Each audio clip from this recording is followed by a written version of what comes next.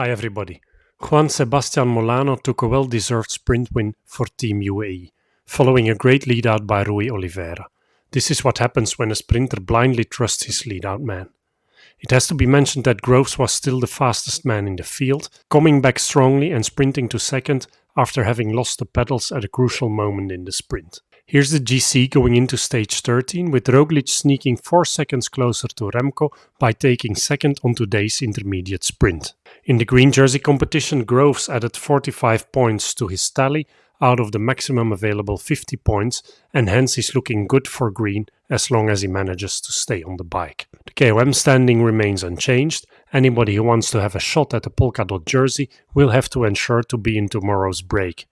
Given that on stage 13 there's a whopping 48 points on offer, 3 on the Portalet, 15 on the Obisque, 10 on the Spandel and 20 at the finish line on the Tourmalet. Stage 13 takes us into France for a short 134k brutal stage with over 4,000 meters of elevation gain and finishing above 2,000 meters of altitude. This stage is money time for the GC man. It starts climbing out of the gate on the Portalet, descends into the Or category Col d'Aubisque and onto the first category Col de Spandel to finish atop the Or category Col du Tourmalet. How this stage unfolds will be defined by Jumbo-Visma's strategy, yet more on that later on.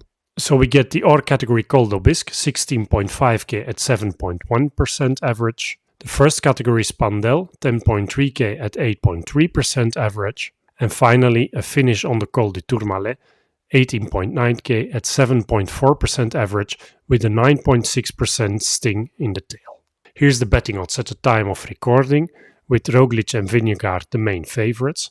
I see a few options here for the stage, with Jumbo-Visma the decisive factor. They could either sit tight and check whomever decides to attack, this way defending Kuss' lead. In my book, this is an unlikely scenario though. I think Jumbo-Visma is going to want to control this by making the stage even harder than it is already. I would frankly not be surprised to see them setting a hard pace as from the Spandel, to then go bonkers on the Tourmalet, with Vingegaard and Roglic attacking in turns and Kuss sitting on Remco's wheel, or Vingegaard setting up Roglic with Kuss eyeing Remco. Option number 3 would be that Kuss takes his place in the mountain train and contributes to the mayhem to set up Roglic and Vingegaard.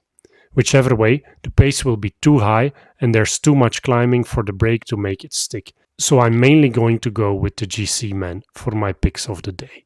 Starting with Remco Evenepoel at Soudal Quickstep and Roglic, Vingegaard and Kuss at Jumbo-Visma, Ayuso and Almeida at UAE, and I'm not ruling out Soler to stand his ground either.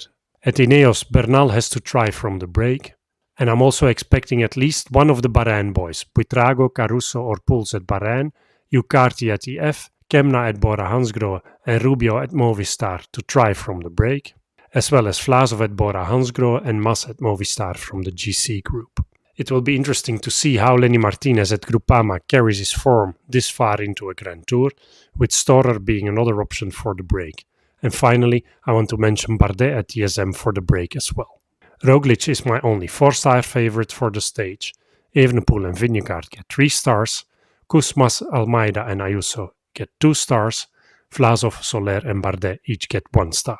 In terms of podium prediction, I'm going with a Roglic win ahead of Vingegaard and Evenepoel. Thanks for watching.